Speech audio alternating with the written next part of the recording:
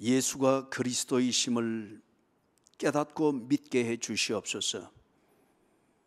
그 믿음이 예수를 주로 고백하며 예수님을 지존하신 하나님으로 경배하며 예배하는 삶과 실천을 이끌어내는 믿음이 되게 해 주시옵소서. 예수님을 우리의 그리스도로 고백하지 못하도록 만들며 예수를 지존하신 하나님으로 경배하며 예배하는 공동체를 어지럽게 만드는 사탄의 권세를 물리치게 해 주시옵소서. 그리스도를 주라 고백할 때에 귀신들이 떨어지게 해 주시고, 그리스도를 주라 경배하며 예배할 때에 사탄의 흑암의 권세가 물러가게 해 주시옵소서. 예수를 주라 선포하는 이 자리에 하나님의 나라가 이루어지기를 원합니다. 예수 그리스도를 지존하신 하나님이라 선포하는 말씀을 들을 때에 속살거리는 세속과 흑암과 사탄의 영의 소리들로 가득 찬 귀가 뚫리게 해주시고, 거미줄처럼 얽히고 설킨 우리의 심령에 하나님의 나라의 빛이 들게 해 주시옵소서. 사랑하는 하나님이여, 오늘도 이 땅에 예수 그리스도의 복음이 편만하게 전거되게 해주시고, 그리고 이 땅에 구원을 얻게 하는 예수 그리스도의 복음이 가정마다, 교회마다, 일터마다, 그리고 사회 구석구석마다 전거되게 해 주시옵소서. 지척에 있는 우리의 가족으로부터 시작하여 모든 민족을 보게 해 주시옵소서. 예수 그리스도가 왕이시며 그리스도의 복음이 인류를 구원하며 이 땅을 다스리고 정복하게 되는 이 분명한 믿음을 가지고 내 배우자로부터 시작하여 모든 민족을 보게 해 주시옵소서. 복음을 대체하는 여러 잡소리들과 여러 잡다한 이론들을 가지고서 복음을 보지 못하도록 만들고 예수가 그리스도인 것을 고백하지 못하도록 만드는 그 모든 잡다한 소리와 이론들로부터 오늘도 이 인류들을 구해 주시고, 주의 백성들과 교회가 복음을, 순수한 복음을 들고, 그리고 이 복음을 믿는 순수한 믿음으로 모든 민족을 긍휼히 여기며 저들에게 나아가게 해 주시옵소서. 영적 싸움을 치열하게 치르게 해 주시고 피 흘리기까지 싸우되 이기게 해 주시옵소서. 복음을 우리에게 맡기신 우리 예수 그리스도의 당부하심에 충성하는 십자가의 군사들이 되게 해 주시옵소서. 이 시간에도 우리에게 복음을 주시고 복음을 듣게 해주시고 듣는 바를 깨닫게 해주시고 깨달음에 대하여서 정직하게 반응하게 해 주시옵소서. 예수님의 이름으로 기도드리옵나이다. 아멘.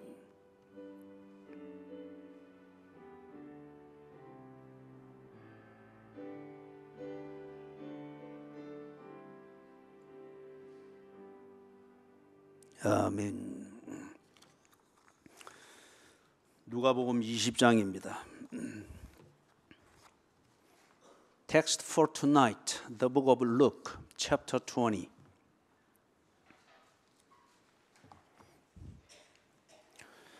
누가복음 20장 41절에서부터 44절입니다. Verses from 41 to 44. 같이 읽습니다. 예수께서 그들에게 이르시되 사람들이 어찌하여 그리스도를 다윗의 자손이라 하느냐. 시편에 다윗이 친히 말하였으되 주께서 내 주께 이르시되 내가 네 원수를 네 발등상으로 삼을 때까지 내 우편에 앉았으라 하셨도다 하였느니라. 그런즉 다윗이 그리스도를 주라 칭하였으니 어찌 그의 자손이 되겠느냐 하시니라. 아멘. 자, 우리 거리에 비잡은 자리도 아니니까 좀 설교자들을 볼 수 있고 청중을 볼 수 있도록 자리를 좀 그렇게 좀 곽 집사님 안으로 조금 들어가 주십시오.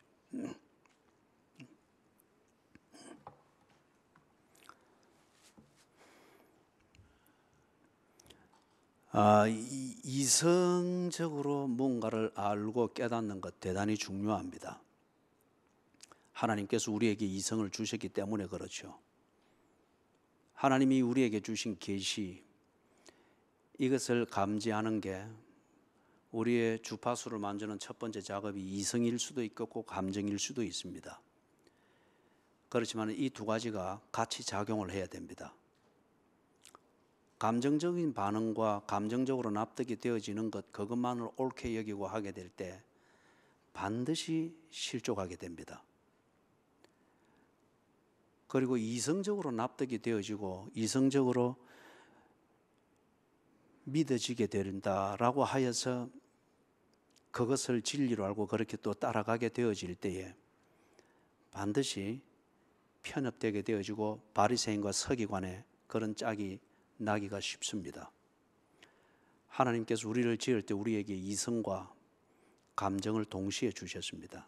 다른 말로 하면은 이런 우리의 전인격적인 이런 작용을 통하여서 하나님과 교제함, 그리고 하나님께서 우리에게 보여주는 것을 보며 하나님 앞에 반응하는 이 커뮤니케이션이 이루어지지 않는 것 같으면 반드시 하나님을 어중간하게 알게 됩니다.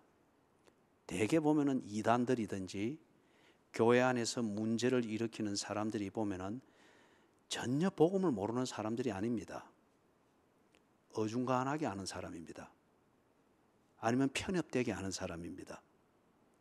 그래서 극렬하게 이단을 만들고 짝퉁 기독교를 만들고 그렇게 했죠. 예수님께서 20장을 쭉 보면은 이성의 한계에 갇혀가지고 예수님의 초월성, 즉 신성을 알지 못하고 그래서 고백하지 못하는 이 답답한 유대인들에게 다양하게 그것을 가르쳤습니다. 우리에게 이성이 중요합니다. 감정이 중요합니다. 그러나 이것은 우리의 삶을 위한 도구입니다. 그런데 이게 이성주의가 되고 감성주의가 되어버릴 때에 우리의 삶의 목적을 이루지를 못합니다. 그리고 그 목적을 보지를 못합니다. 그래서 이 예수님이 계실 때에 이 유대인들이 유대주의라고 하는 민족 이데올로기로 민족주의적 이념으로 신앙과 신학을 변질을 시켜버렸습니다. 한 400년 동안 이어오면서. 그러다 보니까 그들이 나름대로 하나님을 고백하고 하나님을 믿는다는 신앙은 무엇에 의해서 만들어지는가 하면은 민족주의라 말하는 이 감정과 그리고 유대주의를 합리화시키는 이 이론을 만들어내는 이성주의에 의해서 만들어진 겁니다. 다른 말로 말하면은 그들이 아무리 기도하고 아무리 성경을 읽고 회당에 모여서 또는 성전에 모여서 열정적인 예배를 드리고 신비감이 넘치는 무언가를 할지라도 유대인이라고 하는 것과 유대주의라고 하는 이것에 대해서 납득과 감동이 없으면은, 그리고 그것을 중심으로 한 무언가 확인이 안 되면은, 감정적으로든 이성적으로든 확인이 안 되면은 그들은 그것을 진리로 받아들일 수가 없었던 겁니다. 그 극단적인 예가 예수를 못 받아들인 겁니다. 예수를 받아들이기에는 그들이 유대주의라고 하는 이 민족주의적 감정과 민족주의적 이성, 이 한계 안에 예수가 들어올 수가 없는 거예요. 그렇기 때문에 그들은 예수를 받아들일 수가 없었습니다. 그리고 그들의 신앙의 이름으로, 그리고 신학의 이름으로 예수를 이단자다, 참남죄를 저지르는 자다, 그렇게 몰아서 사형수로 만들어서 죽여버린 겁니다. 예수님께서 이 세상에 오신 것은 우리에게 믿음을 주기 위하여 오셨죠. 믿음은 우리에게서 난 게 아닙니다. 하나님께서 우리에게 보여주셨습니다. 그리고 믿어야 할 것을 우리에게 분명히 제시해 주셨습니다. 그리고 그것을 믿는 것은 우리의 결단이고 이게 바로 하나님 앞에 대한 우리의 진정성을 보이는 거죠. 그렇기 때문에 예수님께서 우리에게 오신 겁니다. 믿어야 될 내용을 분명히 보여주기 위해서. 그리고 믿어야 될 내용에 근거해서 믿을 것인가 말 것인가, 내 진정성을 하나님 앞에 분명히 보이는 이 결단을 위하여서 예수께서 오신 겁니다. 오셔서 그냥 구경거리로만 다닌 게 아니죠. 설명하셨습니다. 보여주셨습니다. 가르쳐 주셨습니다. 그리고 예수님을 경험하게 하셨습니다. 예수님이 설명하고 보여준 것이 실제인가 아닌가를 확인할 수 있도록 예수님께서 또한 그들에게 기회를 주셨습니다.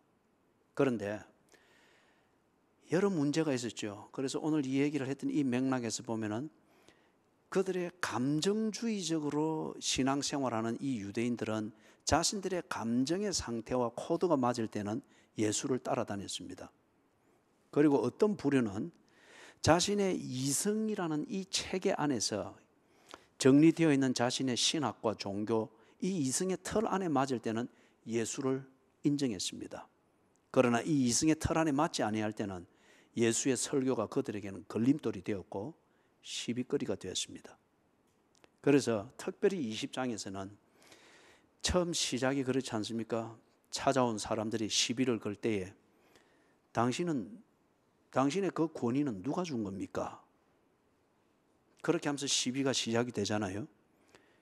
예수님이 이성적으로 납득이 되는 부분도 있지만 이성적으로 도무지 납득이 안 되는 그런 쪽으로 자꾸 넘어간단 말이에요.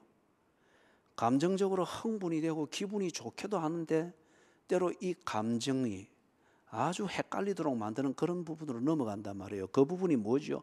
초월성입니다. 이성으로 더 이상 추적이 되지 않는 그 부분을 예수님께서 언제나 말씀 끝에 건드리고 말씀의 핵심에 두고 있단 말이에요.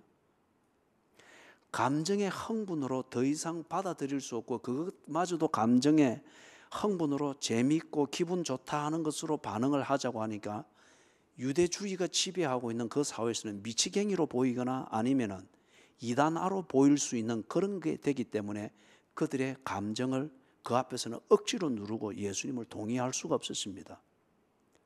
초월성이었습니다. 예수님이 보여주고 설명하고 경험하게 하는 대로 인정하고 이성적으로 인정하고 감정적으로 기뻐하며 함께 동화되어지려고 하면은 예수님이 지금 말하고 또는 보여주고 있는 이 초월성이라고 하는 것을 그들이 받아들여야 된단 말이에요. 그런데 이걸 받아들일 수가 없는 겁니다. 유대교 또는 유대주의라고 하는 이 민족적 이데올로기가 그 실체이지만 이걸 신학이라고 하는 것과 종교적 신비감이라는 이 감정으로 포장을 딱 해놓은 이것으로는 예수님이 강조하고 믿도록 보여주고 있는 이 초월성을 그들은 받아들일 수가 없는 거예요. 그리고 인정했어도 안 되고 그렇게 인정하게 되면은 유대교에서 출교가 되어지는 겁니다. 그렇기 때문에 비견한 예로서 뭐였죠? 날 때부터 소경된 그 아이를 예수님이 눈을 뜨게 했죠. 그런데 그 아들의 아버지 어머니가 분명히 알고 있단 말이에요. 그리고 보았단 말이에요.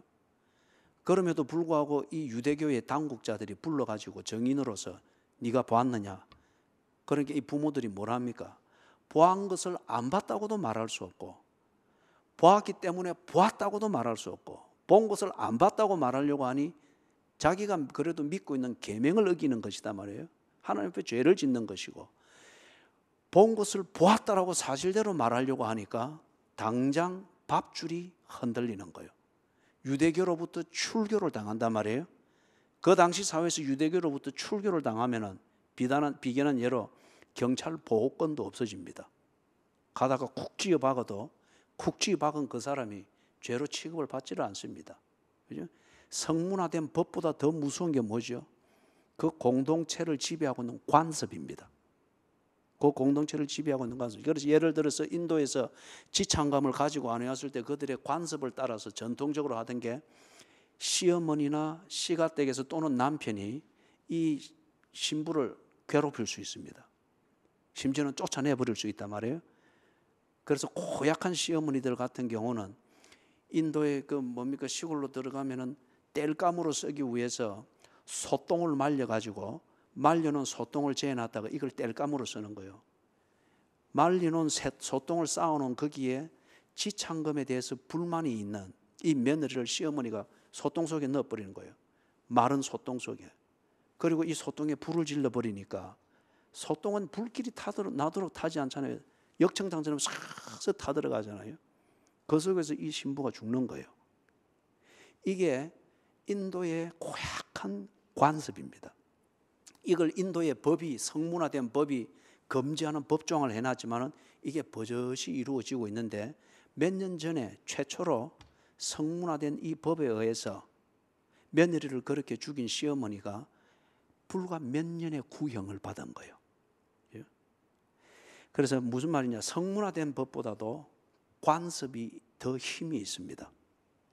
그렇기 때문에 유대교의 법을 어기고 유대교의 교리를 어기고 유대교의 정책을 어기게 됐을 때 유대교로부터 출교를 당해버리면 아무 보호권이 없습니다.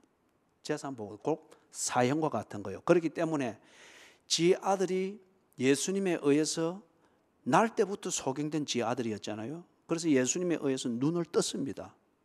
부모가 분명히 보았고 그 다음에 이 사람이 눈 뜨기 전에 소경이었다고 하는 것을 이 부모가 분명히 알고 있습니다. 그러나 자기가 본 이 사실을 안 봤다고 말하려고 하니 거짓말하는 것이고, 보았다고 말하자고 하니 유대교의 관습에 걸려가지고 이는 사형과 다를 바가 없이 살게 된단 말이에요. 그렇기 때문에 이 부모가 뭐라고 대답을 한 거예요? 아주 잔머리를 굴려가지고 본인에게 물어봐라 그런 거예요. 그래서 성경 보면 그 뒤에 딱 써놨죠. 이는 출교될까 두려워함이더라. 이런 비겁함이 있었던. 그래서 예수님께서 당신이 사람들 밥 먹여주러 왔다, 그리고 눈뜨게 해주러 왔다, 그 다음에 사람들의 입장에서 말하는 재밌고 무슨 짓을 하더라도 편안하게 해주는 그 따위의 사랑, 그건 사랑이 아니죠.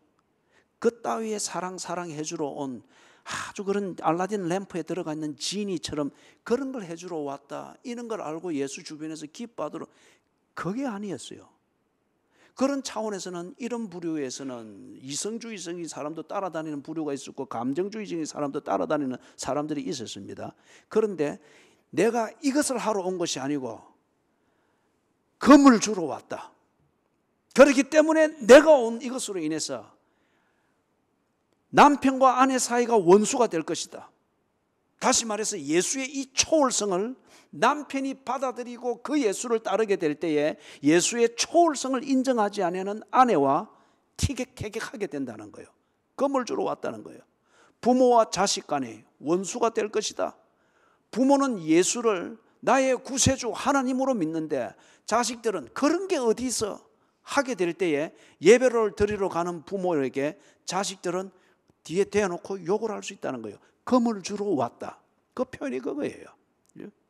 그래서 특별히 20장에서는 보면 예수님께서 예수의 이 신성, 초월성을 그들에게 말하는데 이성주의에 갇혀있는 이 유대인들, 특별히 이 이성주의로서 신학을 매도해버린 이 유대주의의 지도자들에게 몇 가지의 사례를 가지고서 예수님이 계속 말씀을 합니다. 다음 수요일 날 이 부분을 우리가 조금 차근차근히 보게 되는데, 오늘 한 가지 예를 들면 우리 지난 수요일 날 봤던 게 뭐였죠? 부활 논쟁이었잖아요. 이 사두개인들이 그 이성주의라고 하는 납득할 수 있는 이성적 논리의 틀 안에서 보니까 부활은 이 말이 안 되는 거예요. 죽었으면 끝이지 뭘 또 살아날 필요가 있고, 또 살아나는 것은 어떻게 살아나느냐는 거예요. 어느 쪽으로나 이거는 과학적으로 납득이 안 되는, 단지 기껏 인정해 준다고 하면은 기독교가 존립을 위해서 신비한 무언가를 아이템을 만들어야 되는데, 그걸 위해서 사람들이 누구나 다 관심을 가지고 있는 저 세상에 대한 그 비밀을 기독교 나름대로 만들어 놓은 교리 정도로 생각을 하는 거예요. 그래서 이 특히 이성주의에 매여 있는 이 사두개인들이 부활을 가르치고 부활을 말하고 내가 곧 부활이요 생명이라고 말하는 이 예수님, 그리고 직접 죽은 자를 살려냈단 말이에요. 그 현장을 보여주었음에도 불구하고 이성적으로 납득이 안 되기 때문에, 그것을 보았기 때문에 인정을 하는 것 같으면 과학이 다 무너져 버립니다, 그들의 입장에서는. 그래서 예수님에게 와서 딜레마를 걸었죠. 다른 말로 말하면 이걸 이성적으로 납득이 되도록 설명해 보시오 하는 그 말이었잖아요. 예수님께서 참 논리적입니다. 반면에 그 논리를 가지고서 초월을 설명을 하셨습니다. 그게 지난 수요일 날 보았던 20장 27절에서부터 40절의 그 내용이었습니다. 40절의 그 내용이었습니다. 초월성을 논리로 증명할 수는 없습니다. 초월성을 이성의 한계 안에서 증명할 수는 없습니다. 그러나 이 초월성과 이성이라고 하는 이것이 연결이 되는 부분은 이성적으로 모든 것을 해봤지만 여기까지가 한계입니다. 그러나 다 설명할 수 없습니다. 이게 이성의 역할입니다. 다 설명할 수 없기 때문에 이제 더 이상 존재하지 않는 것이 아니고 다 설명할 수 없습니다. 그러나 설명이 필요하고 인정이 돼야 될 사실은 여전히 존재하고 있습니다. 여기까지 보여주는 게 이성의 역할입니다. 그죠? 예수님이 그걸 딱 보여주신 거예요. 그걸 딱 보여주신 거예요. 그게 지난 수요일 날 우리가 보았던 부활에 대한 그 논쟁이었죠. 자, 그러면은 조금 들어와서 좁혀서 정리를 해보도록 하십시다. 지금 여기서 말하는 게 41절에서 verse 41, 사람들이, 그건 유대인들이죠. 어찌하여서 그리스도를 다윗의 자손이라 하느냐? 흔히들 관용적으로 표현할 때 예수를 다윗의 자손이라 했죠. 예수님이 또 여리고를 통해서 예루살렘 들어갈 때 여리고에 있던 소경 바디메오가 예수 지나간다는 소리를 듣고 예수를 어떻게 불렀습니까? 다윗의 자손 예수요. 그걸 듣고 예수님은 귀하게 여기셨습니다. 바른 말이었기 때문에. 그런데 사람들이 같은 말이지만은 다르게 이해하고 다르게 해석을 하는 게 있잖아요. 그죠? 동상이몽이라고 하는 것처럼. 바디메오 같은 경우는 다윗의 자손 예수야 할 때에 다윗의 혈통을 통하여서 메시아가 온다, 선지자들이 예언했던 그 예언이 성취되었다고 하는 것을 인정하고 고백하는 그러한 표현이었습니다. 다윗의 자손 예수야, 다시 말해서 선지자들이 약속하신 바로 그 메시아, 인간이 되어 우리에게 오신 바로 그 메시아 예수여, 나를 불쌍히 여기소서, 그 고백의 표현으로서 다윗의 자손 예수여라고 했습니다. 그런데 대개의 유대인들은 다윗의 자손 예수여, 같은 표현입니다만은 그 표현을 통해서 그들이 가지고 있는 것은 다윗과 같은 왕이 온다고 믿고 있었습니다. 다윗 때에 그들이 태평성대를 이루었고 가장 큰 영토를 차지했고 주변의 침략들을 다 막아냈습니다. 다윗과 같은 그런 왕이 와가지고 우리에게 그런 샬롬, 태평성대를 이루어 주실 것이다 라고 믿고 있는 거예요. 그게 구약에서 말하던 선지자들의 예언의 실체라고 믿고 있었던 겁니다. 그렇기 때문에 대부분의 유대인들이 다윗의 자손 예수여라고 말하는 것은 다윗의 아들 솔로몬, 솔로몬의 아들 르호보암 이렇게 쭉 내려오듯이 그 혈통을 따라서 메시아라 일컬어지는, 그 본질상 메시아라 일컬어지는 또 하나의 왕이 올 것이라고 생각을 한 거예요. 그래서 주권 국가를 이루고 주전 1000년에 다윗이 세웠던 그 왕국과 같은 이스라엘의 번영과 태평성대를 누리는 그 때를 이룰 왕이 올 것이라 믿으면서 그들이 성군으로 존중하고 있는 다윗, 그 혈통, 거기서 오는 왕을 기다립니다. 그러면서 예수를 그리스도라 인정하지 않는 자들이 많죠. 그리스도는 메시아를 의미하는 헬라어의 표현입니다. 예수를 그리스도라 인정하지 않죠. 다시 말해서 그들은 메시아를 기다리는데 메시아가 오면은 다윗의 혈통을 따라서 다윗과 같은 왕이 올 것이라 믿었다. 다른 말로 하면 그들이 믿는 메시아는 전쟁을 잘하고 정치를 잘하고 경제 정책을 잘 세우고 그래서 태평성대를 만들어 줄 수 있는 탁월한 왕으로 믿고 있었습니다.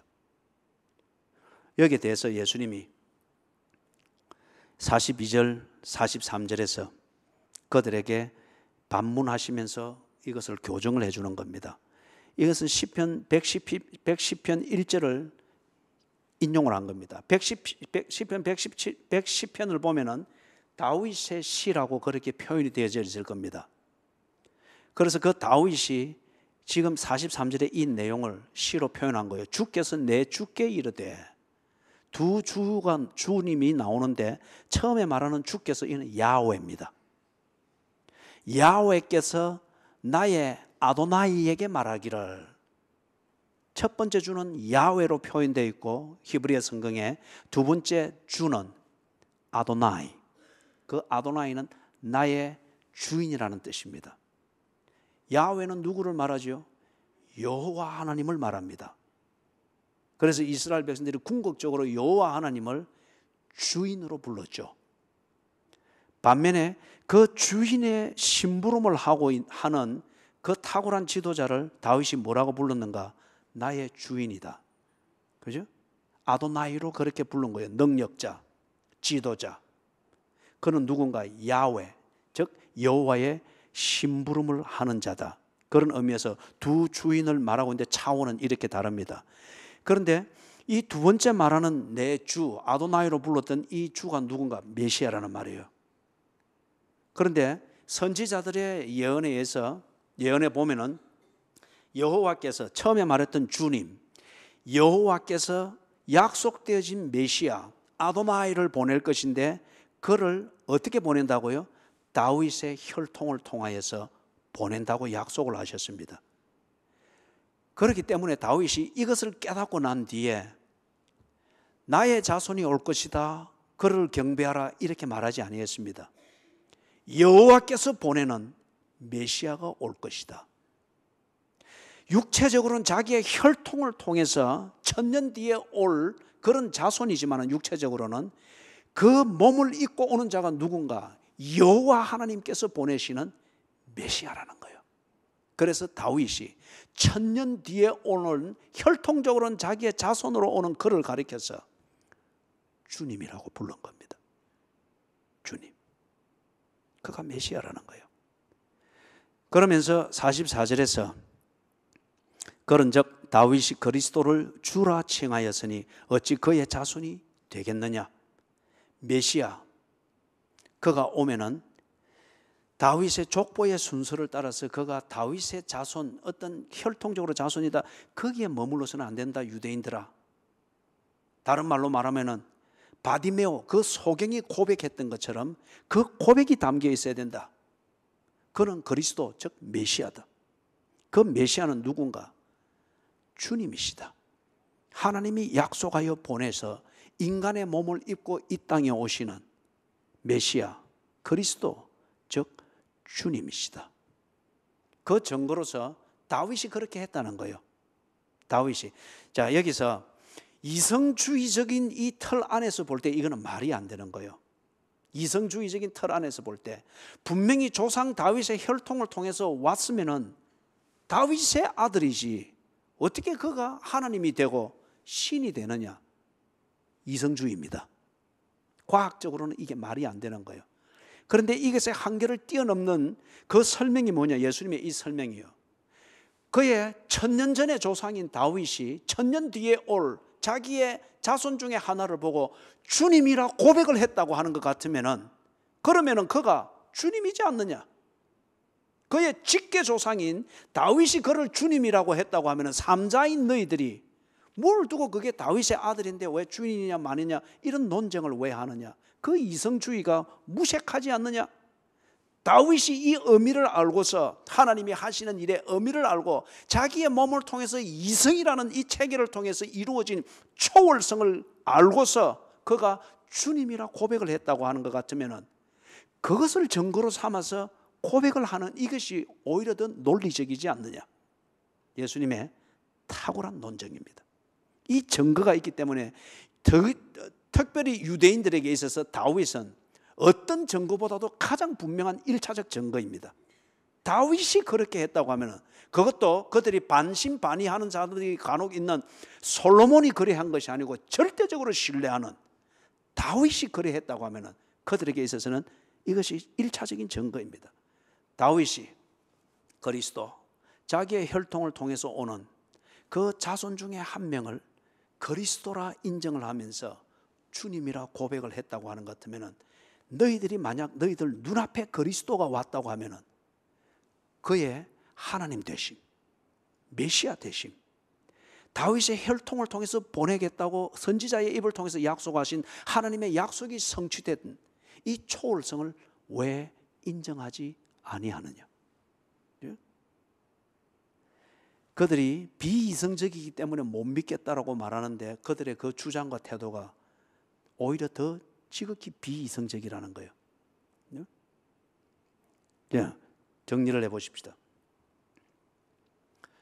역사적 예수는 2000년 전에 가나안, 즉 지금의 이스라엘 땅이죠, 그죠? 거기에 와서 그 당시에 모든 사람들이 보고 듣고 경험했던 대로 살다가 죽으시고 부활하신 그분을 말합니다. 역사적으로 보았습니다.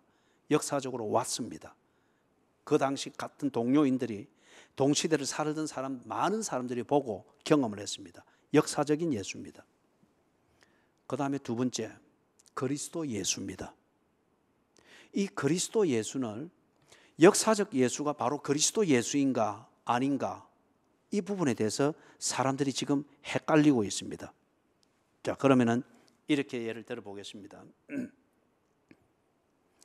여러분은 역사적 예수, 2000년 전에 갈릴리를 중심해서 그렇게 사셨던 그분, 2000년 전에 그 역사적 예수와 지금 성탄절의 주인공으로서 이렇게 하고 있는 그리스도 예수, 이 두 분이 같은 분이라고 인정을 합니까?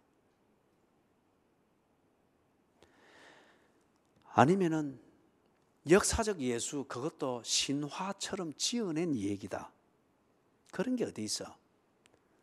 그리스도 예수, 이것도 기독교가 기독교의 존재를 위해서 그렇게 만들어낸 신화다, 그렇게 생각하는 분이 있습니까? 있을 수 있을 거예요. 아니면은 역사적 예수는 있지만은 그리스도 예수, 이것은 지어낸 것이다. 역사적 예수는 믿어지는데, 2000년 전에 그 예수에 관한 사건과 존재는 믿어지는데, 그가 하나님의 아들이고 그를 믿으면 구원을 받고, 저 그리스도 예수에 대해서는 이거는 허무맹랑한 얘기다, 그런 분이 있습니까? 지성인들에게 있어서 이런 경우가 대단히 많습니다. 역사적 예수는 인정을 하나 그가 하나님의 아들이라는 이 그리스도 예수로서 인정하는 것은 도무지 납득이 안 가서 믿어지지 않는, 이건 지성인들에게 있어서 참 많이 있습니다.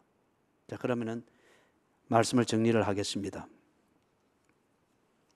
이 두 가지가 해결이 되려고 하면은 이성으로 납득이 되어지는 역사적 예수와 그 다음에 이것의 연장선상에서 예수의 초월성, 이 두 가지가 딱 연결이 되어지려고 하면은 역사적 예수와 그리스도 예수, 죄송합니다, 반복이 되어서, 역사적 예수는 역사적 자료에 의해서 증명이 되어져야 됩니다. 그리스도 예수는 성경의 내용에 의해서 증명이 되어집니다. 그럼 문제는 뭐죠? 역사적 자료가 성경의 내용하고 일치가 되는가 안 되는가, 이것이 증명이 되어지면은 이거는 지극히 이성적입니다. 그리고 이걸 통하여서 예수님이 부활 논쟁에 대하여 지극히 이성적인 논리로서 그것을 증명해내듯이 예수가 그리스도이시며 예수가 주님이라고 하는 이것을 지극히 이성적인 논리로 그분의 초월성을 인정하고 증명할 수가 있습니다. 예를 들면 간단하게 우리 이야기할 수 있습니다. 예수님이 2000년 전에 그 땅에 계시고 그렇게 사시고 그렇게 부활하여 성천하셨다, 과학적인 방법으로 증명할 수가 있습니다. 역사적 자료가 있습니다.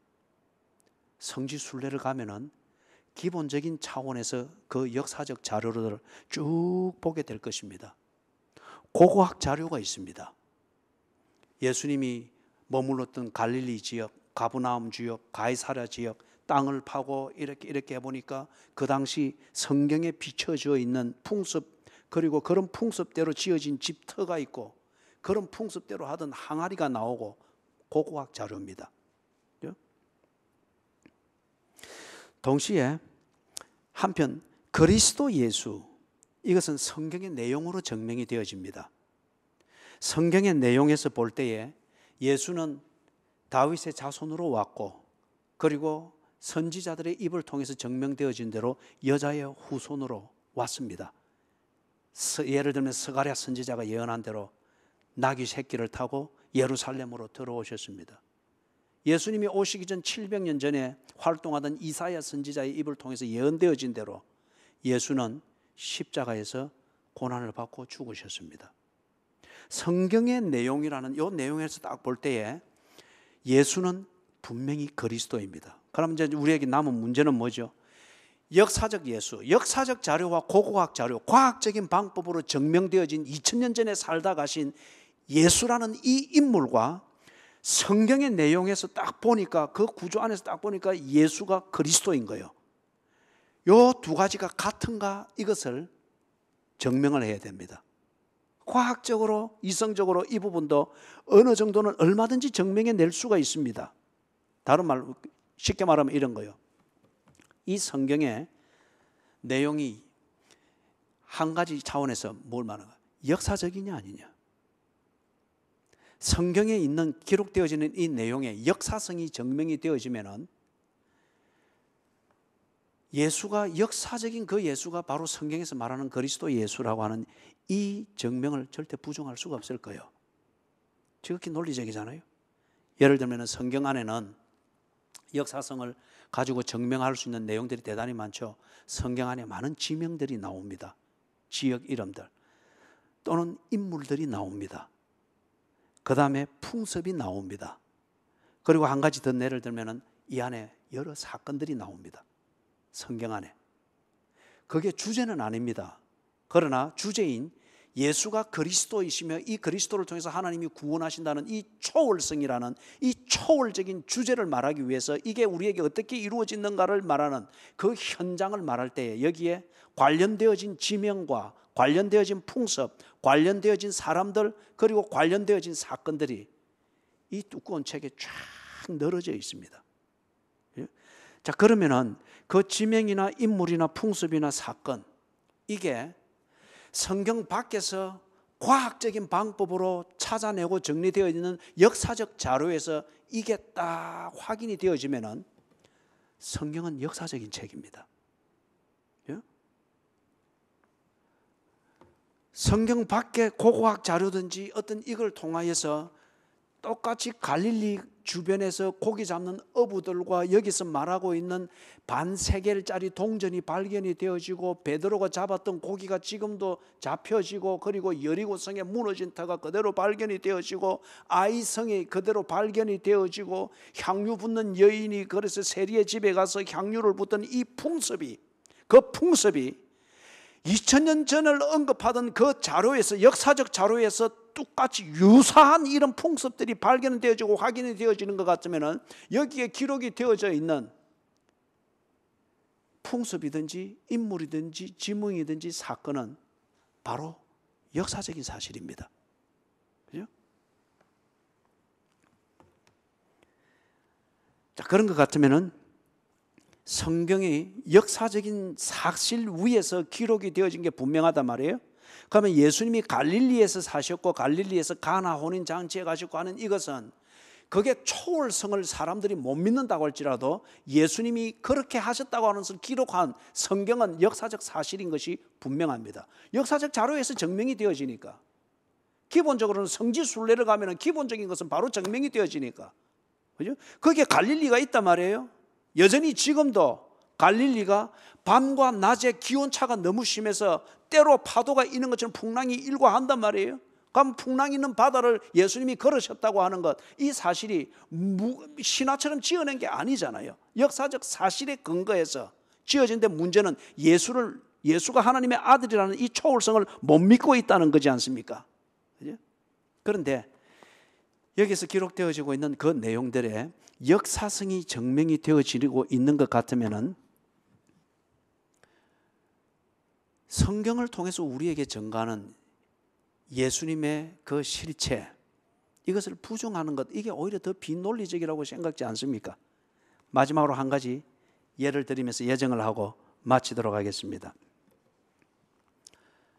예수님께서 무엇을 하셨는가 성경의 내용을 보면은 사람들에게 찾아가서 내가 하나님의 아들이고 구원을 위해서 왔다. 그리고 나를 믿는 자는 하나님의 구원을 얻고, 그리고 그것을 확인해 주는 성령이 임해서 거듭난 삶을 살게 된다.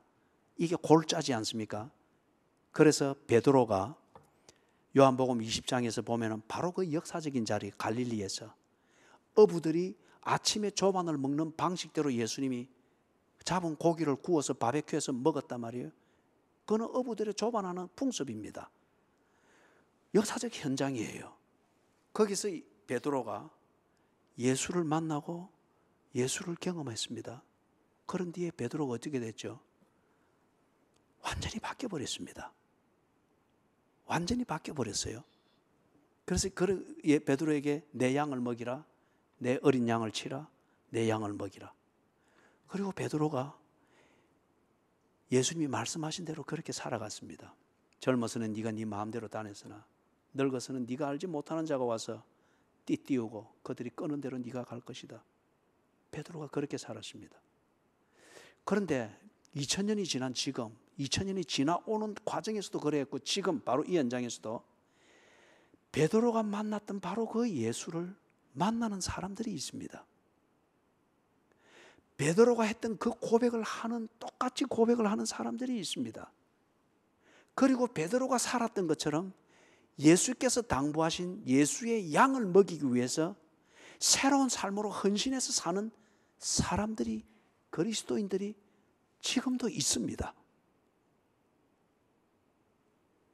성경의 역사성이 증명이 되어지고 그 역사성 가운데서 초월적인 존재로서 초월적인 일을 하셨던 예수를 만났던 역사적 현장에 있던 그 사람들의 그 삶이, 변화된 삶이 지금 이 성경을 읽고 있는 2000년 후에 지금 살아가고 있는 우리에게도 똑같은 삶이 일어나고 있단 말이에요.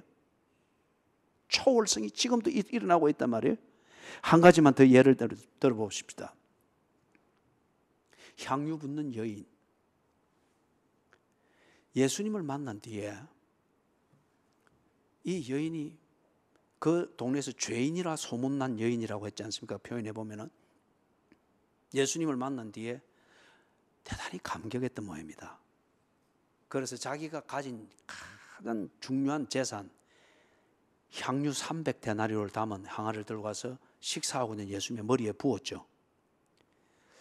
예수를 만나면은 말로 형용할 수 없는 감동이 있고 새로운 삶에 대한 감동이 있어서 재산 아까운 줄 모르고 예수께 드리는 이 절제가 되지 않은 감동이 있는 그런 게 거기서 보여졌습니다. 그런데 2000년이 지난 지금 예수를 만나는 사람들을 볼 때에 향유 붓는 여인이 하듯이 예수님께 대해서 이렇게 하는 교인들을 많이 보고 있습니다. 예수를 믿고 예수님의 받은 은혜를 자기 개인적으로 깨닫고 아는 그 감동으로 인해서 새벽을 깨우는 사람들이 있고, 그리고 절제되지 아니하는 상태에서 있는 것 다 드리고 싶은 헌금을 드리는 사람들이 있고, 우리도 그 결산할 때 보았죠. 쌍가락질을 바친 사람이 있고, 그리고 차고 다니던 금팔찌, 이거는 내가 볼 때는 결혼 선물하고 관계가 되는 것 같아요. 그 팔찌 제품을 볼 때에 한 냥짜리 금팔찌와 함께 애써 모은 돈 170만 원을 드리는 것. 향유 붓는 여인이 예수님을 만난 감동으로 그 머리에 향유를 붓는 것과 다를 바가 뭐가 있겠어요? 조금 차이는 있겠으나 이 추운 날에 뭐 다 그런 것은 아니겠지만 이 추운 날에 수요일 저녁에 나와서 예배를 드리러 나온 여러분들은 향유 붓는 여인이 가졌던 감동과 본질적으로는 다를 바가 아니잖아요. 예수를 만났기 때문에 그렇지 않습니까? 그죠? 예수가 역사적인 인물이었던 건 분명합니다. 그를 기록하고 있는 성경의 내용의 역사성을 우리가 부정할 수가 없습니다. 지극히 과학적입니다. 반면에 그 역사적 사실과 현장에서 예수님이 활동하시고 예수를 만났던 사람들, 그들이 초월성을 현실적으로 경험을 했습니다. 그리고 향유를 붓기도 하고 베드로처럼 인생을 그대로 다 드리기도 했습니다. 초월성이 현실이 된 거예요. 그런데 똑같이 오늘 우리가 이 성경을 딱 보니까 사람들에게서 베드로에게 일어났던 일들이 일어나고 있는 거예요. 향유 붓는 여인에게서 일어났던 일들이 일어나고 있는 거예요. 예수는 이성으로는 증명할 수 없으나 분명히 실존하시는 하나님이십니다. 성경에서 말하는 바로 그 예수는 역사적으로도 그 주변이 증명이 되어질 뿐만 아니라 역사적으로 증명이 되어진 역사적인 예수, 그분은 누군가? 다윗의 자손으로 오신, 하나님이 약속하여 이 땅에 오신 메시아이십니다. 그 메시아는 누구인가? 하나님이십니다. 그를 믿을 때에 거듭나고 거듭난 그 생명이 이 땅에서 새로운 삶, 천국에서 만나보자. 그날 아침 거문에서 이 살아있는 소망을 가지고 이 땅에서 초월적인 삶을 살게 해주는 구세주 메시아이십니다. 찬송가 122장.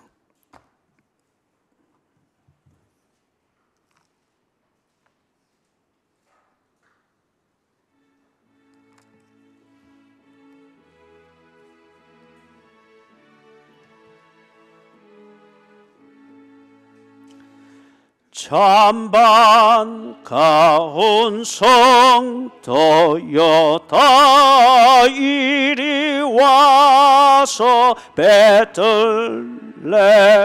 성 안에 가 봅시다. 저 구유에 놓이신 아기를 보고 엎드려 절하세, 엎드려 절하세, 엎드려 절하세. 구주 나신. 잠깐만요.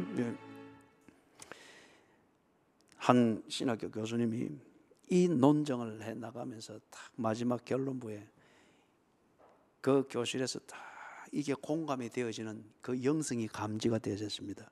그래서 이 교수님이 참 흥분해가지고 그 말을 했어요. 지금 이 교실에 셰익스피어가 영문학을 강의하기 위해서 전문으로 들어오면 우리 모두는 일어나서 그에게 경의를 표할 겁니다. 그리고 마땅히 그리해야 합니다. 그러나 예수가, 오늘 우리가 배운 이 예수가 전문을 통해서 들어오면 우리는 그 앞에 바짝 엎드려야 됩니다. 왜냐하면 그는 왕이시며 하나님이기 때문입니다. 크리스마스를 통해서 우리에게 오신 예수를 우리는 하나님을 맞이하듯 그렇게 맞이하며 경배해야 합니다. 우리 자리에 다 일어나시겠습니다. 찬송가 122장. 하나님이신 예수님 앞에 경배하는 마음으로 찬양합니다.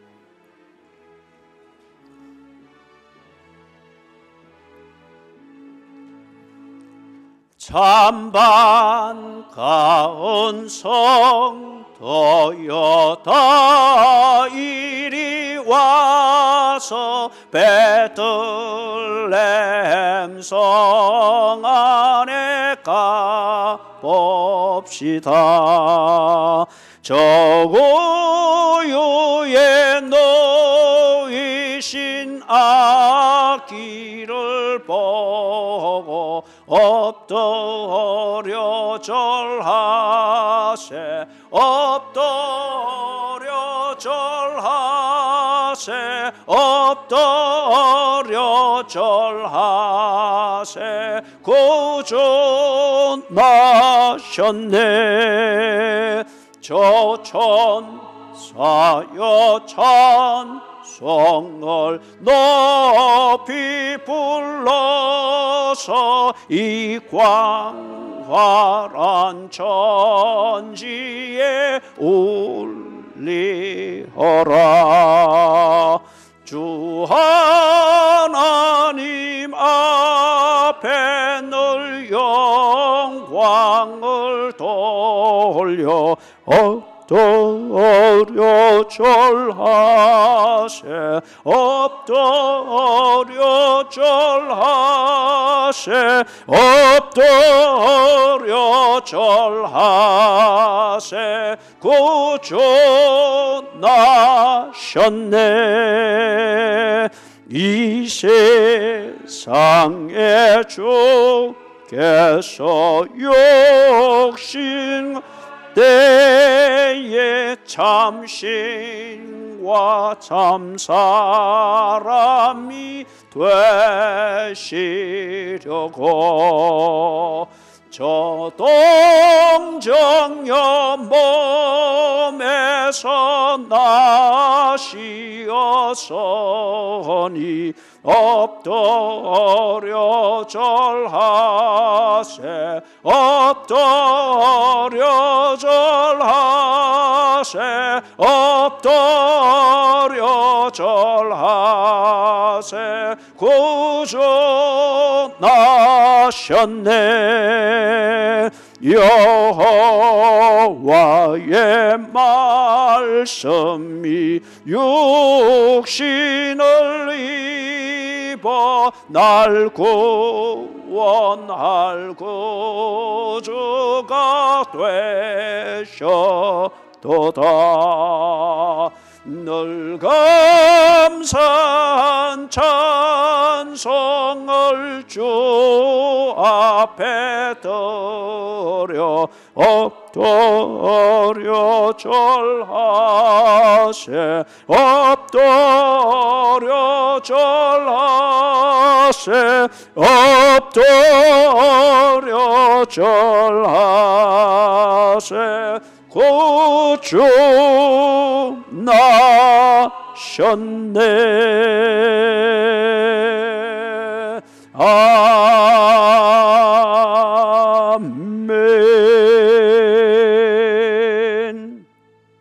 주여 우리 가운데에는 예수를 도무지 알지 못하고 믿지 못하는 자들이 있습니다. 또는 우리 가운데는 역사적 예수는 믿고 인정하지만은 그리스도 예수, 구세주 되신 예수는 막연하고 그래서 믿지 못하는 자들이 있습니다. 주여, 구세주 예수에 대해서 막연한 믿음과 신비감은 있으나 그가 누구이신지 역사적 예수와 이 예수를 기록하고 있는 성경을 도무지 믿지 못하고 깨닫지 못하는 자들이 또한 있습니다.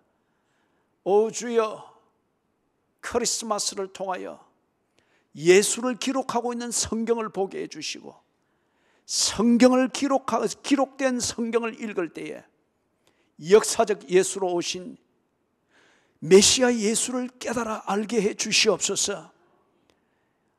하나님 아버지, 역사적인 예수를 통하여서 초월적인 예수, 하나님이신 예수를 깨닫게 되어지는 은혜를 허락해 주시옵소서. 그래야 예수 앞에 엎드려 경배하는 참된 하나님의 자녀로 거듭이 나게 해주시고 그런 믿음을 소유하게 해 주시옵소서. 주 예수 그리스도의 은혜와 하나님 아버지의 무한하신 사랑과 성령님의 교통하시는 은혜가 이성의 한계에 갇혀서 오신 예수를 제대로 영접하지 못하는 이 세속이 만든 크리스마스 문화 속에서 예수가 하나님이신 것을 깨닫고 그 예수 앞에 경배하게 되는 크리스마스를 맞이하기를 다짐하며 저들의 삶의 자리로 돌아가는 모든 양무리들 머리 위에 지금으로부터 언제나 함께 계실지어다. 아멘.